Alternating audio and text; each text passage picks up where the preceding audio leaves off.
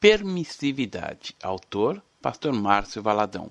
Uma publicação da Igreja Batista da Lagoinha. Primeira edição, setembro de 2012. Introdução. Muitas vezes somos inflexíveis, duros com outras pessoas e, ao mesmo tempo, tão flexíveis e condescendentes com nossos erros. É cômodo ser duro com o outro e suave consigo. Nesta mensagem, vou falar sobre permissividade, que, segundo o dicionário Wise, significa relativo a que permite, que concede permissão, que desculpa certas falhas ou erros, tolerante, indulgente, educadores exigentes, educadores permissivos, a que falta firmeza ou controle. Disse sobre intolerância para certos comportamentos considerados indesejáveis por determinada coletividade. Permissão, licença, autorização. Para nós cristãos, ser permissivo é permitir que nossa vida algo que sabemos que é errado. É ser tolerante com algo ilícito, fora da vontade de Deus. Leia e aprenda mais sobre esse assunto. Pai, a tua palavra é vida, que por meio desta mensagem, cada leitor possa aprender mais sobre os valores, os princípios que o Senhor tem nos dado pela revelação das Escrituras. Sonda cada coração nesta hora e lança fora toda a permissividade, toda a tolerância com os valores do mundo, transforma vidas, renova cada coração, trazendo arrependimento pelos pecados, pela permissividade. Dê aos pais sabedoria do alto para educar seus filhos no caminho em que devem andar, para que cresçam e venham a florescer, dar frutos para o reino de Deus. Que aqueles que não conhecem o Senhor tenham o coração quebrantado e recebam a vida que há em Cristo, e confessem como Senhor e Salvador da sua vida. Em nome de Jesus. Amém. O padrão de Deus.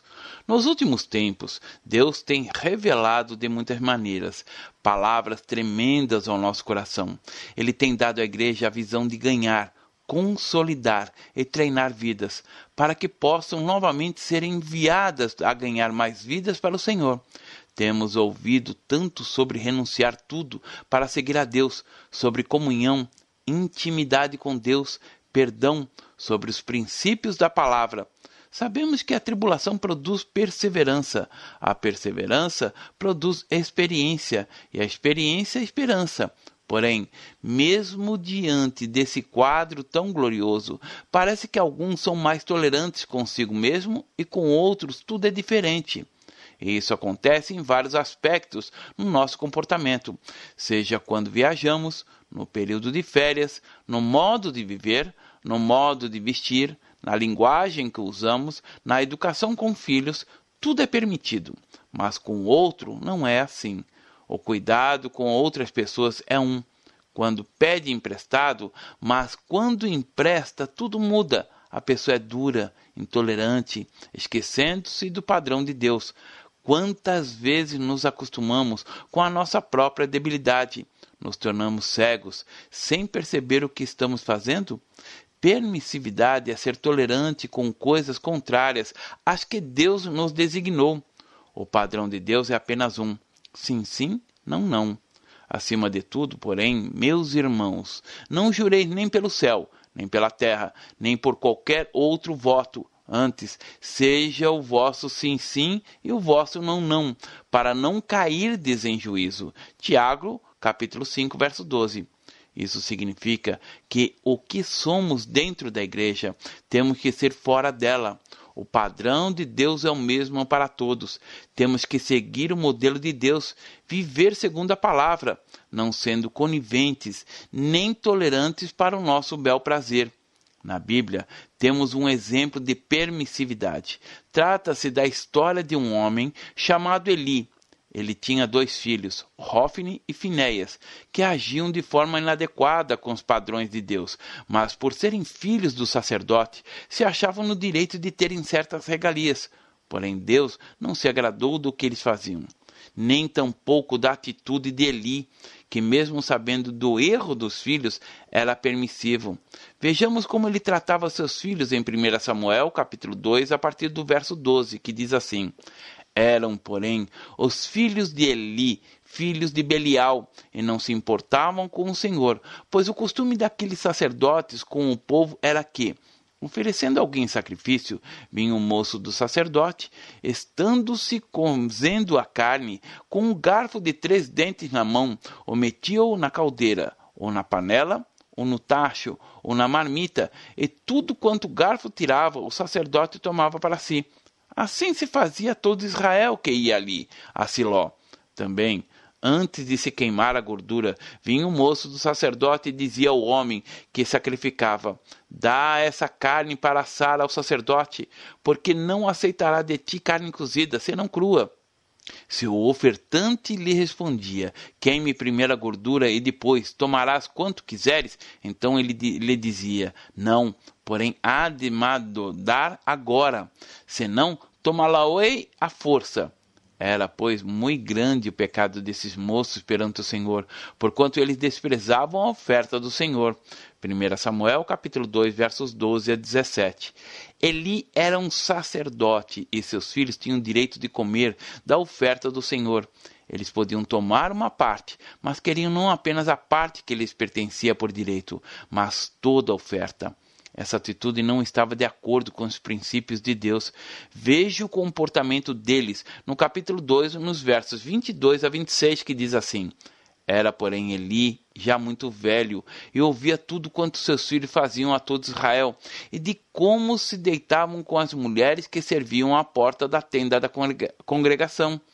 E disse-lhes: por que fazeis tais coisas? Pois de todo este povo ouço constantemente falar do vosso mau procedimento. Não, filhos meus, porque não é boa fama esta que ouço. Estais fazendo transgredir o povo do Senhor, pecando o homem contra o próximo. Deus lhe será o árbitro, pecando, porém, contra o Senhor. Quem intercederá por ele? Entretanto, não ouviram a voz do seu pai, porque o Senhor os queria matar. Mas o jovem Samuel crescia em estatura e no favor do Senhor e dos homens. A palavra diz que o salário do pecado é a morte. Romanos capítulo 6, verso 23. Ninguém brinca com o pecado sem experimentar as consequências. O pecado leva à morte. Não podemos viver escravizados pelo pecado. O pecado é destruição, desgraça. Os filhos de Eli viviam assim, e eles os questionavam sobre o que faziam. Porém, a Bíblia orientava a disciplinar. É para a disciplina que perseverais. Deus vos trata como filhos, pois que filho há que o pai não corrige? Hebreus capítulo 12, verso 7. Diz o texto que era, porém, Eli já muito velho, e ouvia tudo quanto seus filhos faziam a todo Israel, e de como se deitavam com as mulheres que serviam à porta da tenda da congregação. 1 Samuel, capítulo 2, verso 22. Eli ouvia o que todo mundo já estava cansado de ver.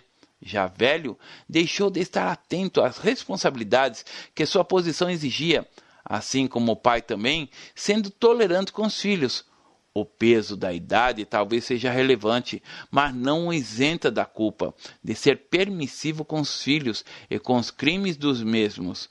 Não podemos ser tolerantes com o pecado na nossa vida, nem na vida do outro.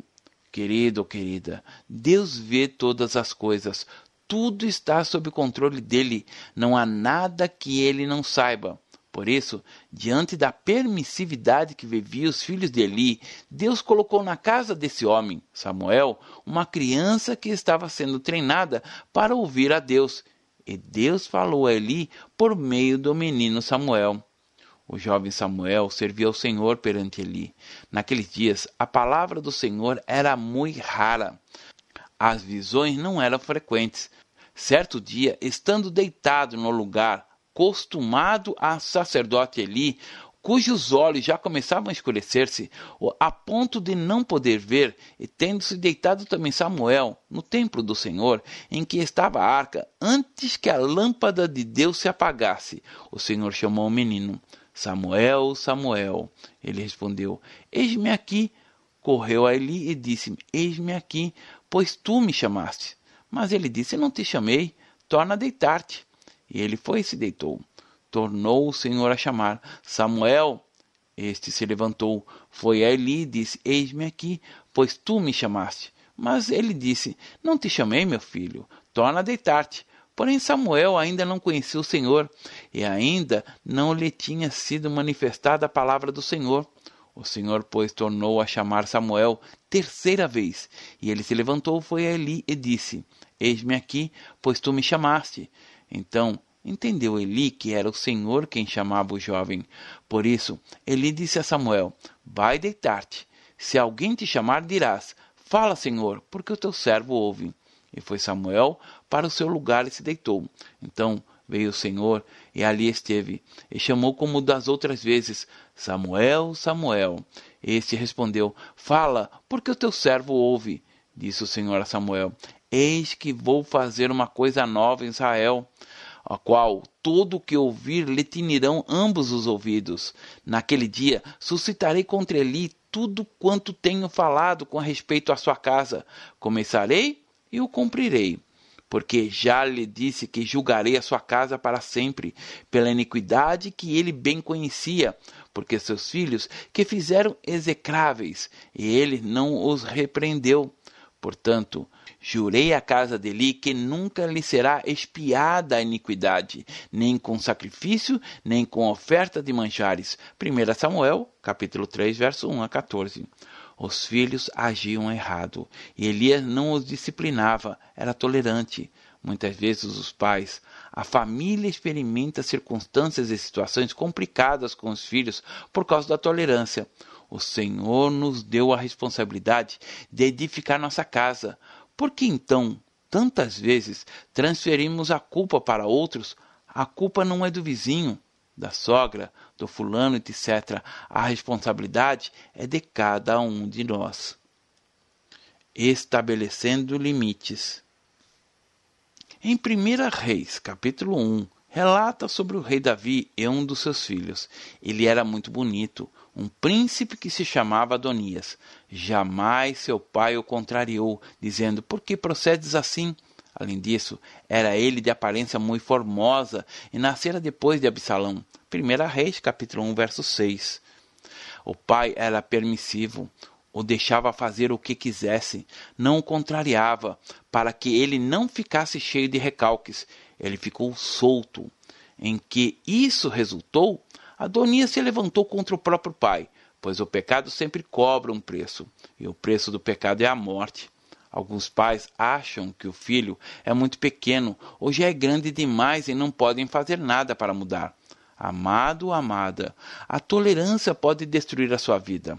Comportamentos, atitudes que podem parecer insignificantes, coisas que parecem não ter nada a ver, são a porta de entrada para o inimigo destruir as famílias. Mães que, por terem uma filha bonita, permitem e até contribuem para que elas mostrem exageradamente seus corpos quase nus. Compram roupas para as filhas, não conforme os princípios de Deus, mas pelos do mundo. Isso também é ser permissivo. Em alguns países não é permitido aos pais disciplinar seus filhos. Em alguns lugares podem até ser presos, mas a palavra nos instrui a fazê-lo. Em Hebreus capítulo 12, versículo 7 diz: É para a disciplina que perseverais. Deus vos trata como filhos, pois que filho há que o pai não corrige? Há alguns anos era mais raro as pessoas se separarem e não se ouvia falar tanto sobre homossexualismo. Hoje, disse que é uma opção sexual. A mãe que tem um filho homossexual deve amá-lo, mas não amar o pecado. Deus ama o homossexual, mas rejeita o pecado. Ele nos trata como filhos e os pais têm que estabelecer limites para os filhos. No dia 17 de fevereiro de 1964, meu pai faleceu. Lembro-me perfeitamente da última vez em que ele me corrigiu. E para isso usou uma vara. Fui ao cinema sem avisá-lo, assistir ao filme Os Bárbaros, a história de um escravo romano, um gladiador. Muitos me dizem que sou uma bênção, que meus filhos são abençoados, mas na minha vida, na minha casa, sempre existiu a correção. Meu pai chorava quando usava a vara para me corrigir, pois doía mais nele do que em mim. mas ele queria que seu filho tivesse caráter, a verdade em sua vida. Algumas pessoas dizem que não podemos usar a vara, mas a própria palavra de Deus fala sobre isso. Em Provérbios, capítulo 10, que diz: nos lábios do prudente se acha sabedoria, mas a vara é para as costas do falto de senso. Em Provérbios capítulo 13, verso 24 diz: o que retém a vara aborrece a seu filho, mas o que o ama, cedo o disciplina. Não use as mãos para disciplinar, pois as mãos são para dar carinho. A Bíblia diz que a vara, mas não é cheia de espinhos. A vara pode ser um chinelo, uma haste de árvore ou arbusto, mas nunca a mão. Vejamos um exemplo. Imagine uma plantação de chuchu. Se você pegar o chuchu pequeno e colocá-lo em uma garrafa de refrigerante, ele vai crescer e tomar a forma da garrafa. Mas se você pegar um chuchu maduro, grande, e tentar colocá-lo na garrafa, nada acontecerá. A correção deve ser desde o início, quando o filho ainda estiver pequeno. Deus começa a nos disciplinar quando nos aproximamos dele. Assim o Senhor traz revelações para a nossa vida. A palavra diz que o que retém a vara aborrece o seu filho. Aborrecer significa causar enfado, desprazer. A falta de correção tem como consequência uma geração sem referências. Por isso, há tanta tristeza e falta de estrutura nas famílias hoje. Em Provérbios, capítulo 22, versículo 15, está escrito: a estultícia está ligada ao coração da criança, mas a vara da disciplina o afastará dela. A criança não nasce pura, limpa, pois a natureza caída do homem é transmitida à criança e essa natureza vai florescer nela. Por isso, é preciso que seja educada, que aprenda a andar nos caminhos do Senhor. Às vezes você diz que a criança é igual ao avô ou à avó. Querido ou querida, algumas situações precisam ser tratadas. A estultícia se refere à rebeldia, ao egoísmo, à natureza estúpida, pecaminosa do homem. Quando os pais levam o filho ao supermercado, a criança começa a chorar, espernear, pedindo para comprar algo. Os pais compram porque é mais fácil para eles contemporizar, dando ao filho o que ele quer do que ensiná-lo o significado da palavra não. Quantos filhos manipulam os pais? Quantas esposas manipulam seus maridos e vice-versa? Porque há a tolerância, há a permissividade. A Bíblia diz que a estultícia está ligada à criança, mas a vara da disciplina a afastará dela. A vara vai manter o jovem no caminho certo. Os pais que não corrigem os filhos dão legalidade para demônios atuarem na vida deles. Muitas vezes somos duros com os filhos de outros e flexíveis com os nossos.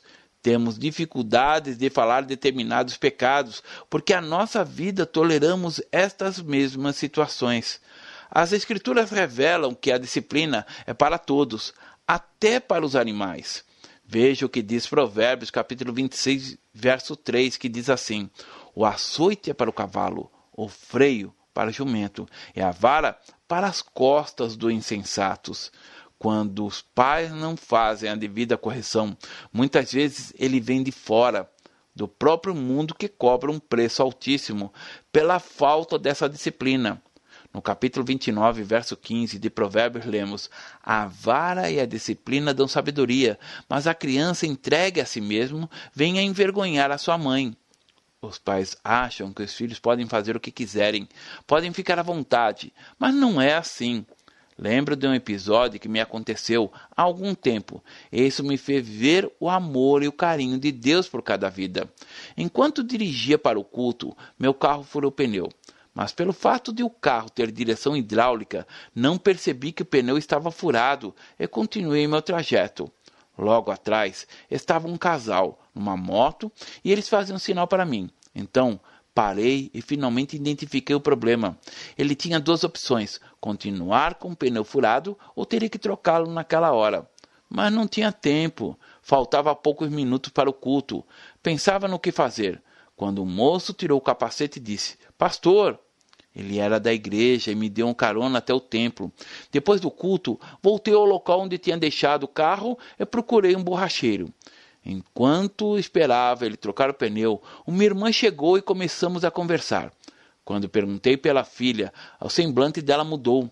Disse-me que a filha de 18 anos era uma garota de programa. Conversamos. Eu pude entender por que meu pneu furou.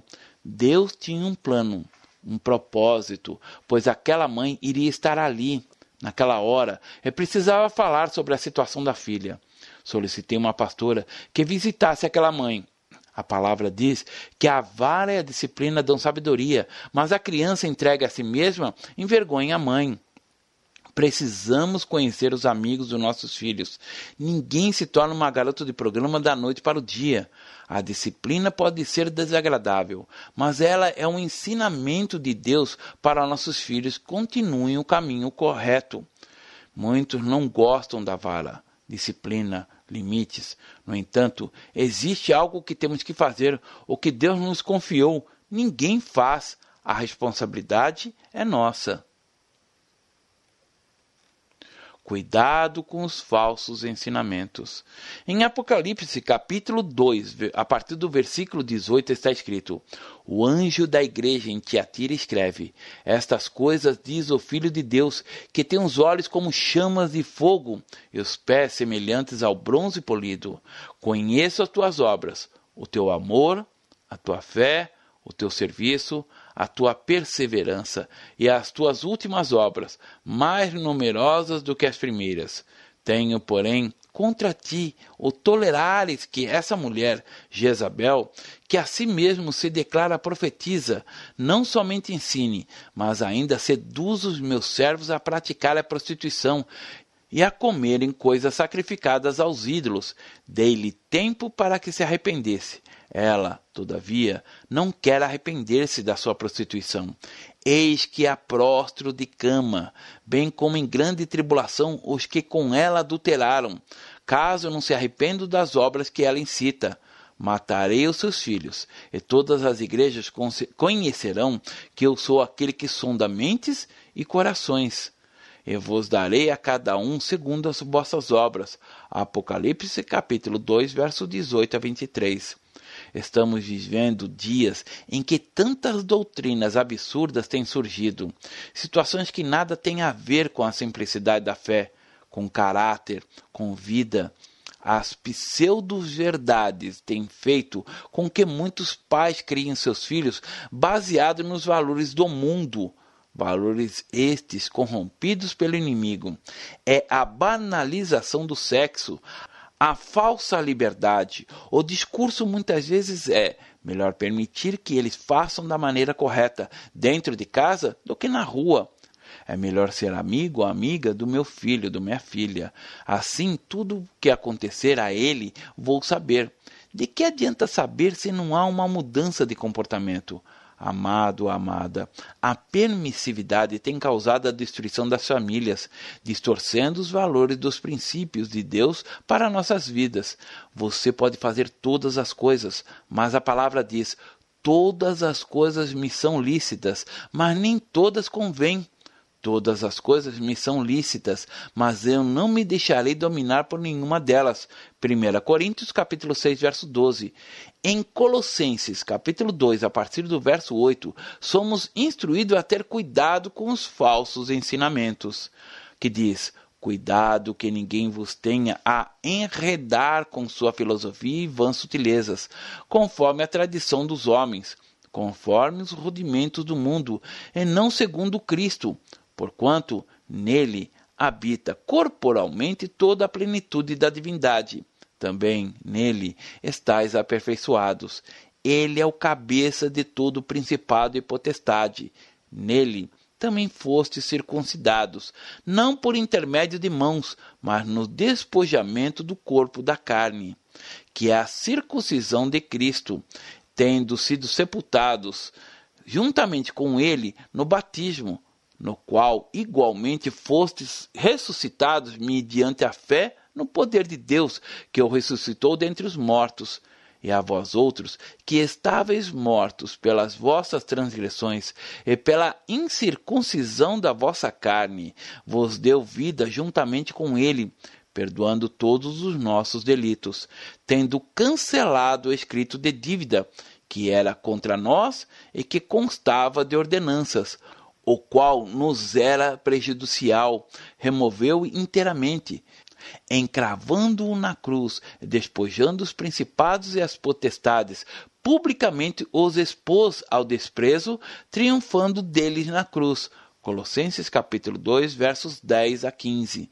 No trecho de Apocalipse, capítulo 2, que você leu, a repreensão foi a tolerância, a sedução que o mundo traz.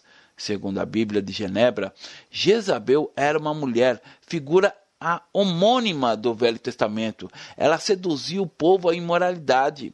Já em Colossenses capítulo 2, temos a instrução, um alerta para estarmos firmados no Senhor Jesus, tendo cuidado com as filosofias mundanas. O sonho de Deus é que vivamos segundo o seu querer. Em 1 Coríntios, capítulo 15, verso 33 diz: não vos enganeis, as más conversações corrompem os bons costumes. Em outra tradução diz assim: as más companhias corrompem os bons costumes.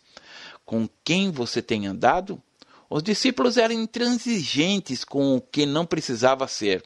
Quando as crianças queriam se chegar a Jesus, abraçá-lo, beijá-lo, os discípulos queriam barrá-las. Isso era intolerância.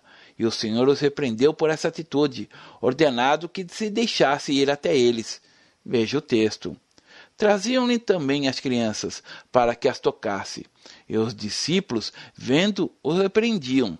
Jesus, porém, chamando-os para junto de si, ordenou: deixai vir a mim os pequeninos, e não vos embaraceis, porque dos tais é o reino de Deus. Em verdade vos digo, quem não receber o reino de Deus como uma criança, de maneira alguma entrará nele. Lucas capítulo 18, verso 15 a 17. Podemos dizer que Jesus é tolerante, no sentido de receber as pessoas. Ele ia à casa dos pecadores, deixava prostitutas lavarem seus pés, mas depois daquele encontro com Jesus, a vida delas nunca mais era a mesma. A tolerância de Jesus é para a aceitação. Ele não faz acepção de pessoas, porque o propósito do Senhor é salvar, transformar vidas em nova criatura. Jesus é tolerante com o pecador, mas não com o pecado. Um exemplo de firmeza de Jesus está em Mateus capítulo 21, verso 12, quando entrando no templo, viu os comerciantes o transformarem em local onde vendiam suas mercadorias, dificultando o momento de oração e adoração a Deus, que diz assim: tendo Jesus entrado no templo, expulsou todos os que ali vendiam e compravam. Também derrubou as mesas dos cambistas e as cadeiras dos que vendiam pombas. E disse-lhes: está escrito, a minha casa será chamada casa de oração. Vós, porém, as transformais em covil de salteadores. Mateus capítulo 21, versos 12 e 13. Jesus não foi complacente com aquela situação. Aquelas pessoas estavam ali, impedindo, tirando o foco do que era realmente importante, contaminando o templo com o consumismo, e a palavra diz que Jesus disse: a minha casa será chamada casa de oração. Vós, porém, a transformais em covil de salteadores. A versão nova tradução da linguagem de hoje diz: a transformaram no esconderijo de ladrões. Assim como Jesus, não sejamos coniventes com as conveniências desse mundo. Nosso manual, nosso padrão de vida é a palavra de Deus. Não permita na sua vida, na sua casa, nada que seja contrário ao que nos ensina o Senhor em sua palavra. Não seja permissivo com seus próprios erros, tentando sempre achar um culpado por tudo. Não culpe seu filho 100%, porque ele foi educado por você. O mau exemplo deteriora o padrão de Deus, gera em nós uma acomodação, contentamos com o que somos e não nos empenhamos a ir adiante. Caminhar com Deus é não se acomodar, é se sacrificar por Ele. É o que é sacrifício? É perder algo e dar a Deus. Nossos dízimos e ofertas nos custam alguma coisa. Certa manhã, quando estava me dirigindo para a igreja, o Senhor me disse: Márcio, você tem que ser o exemplo. Dobre a sua oferta. Então falei: Senhor, eu só quero obedecer. Considerações finais. Estamos vivendo um tempo de avivamento e o Senhor tem nos tocado de maneira sobrenatural. Pode ser que você pense que esta palavra não seja para você, mas Deus quer investir numa boa terra. Seja essa terra boa na qual possa florescer os sonhos de Deus.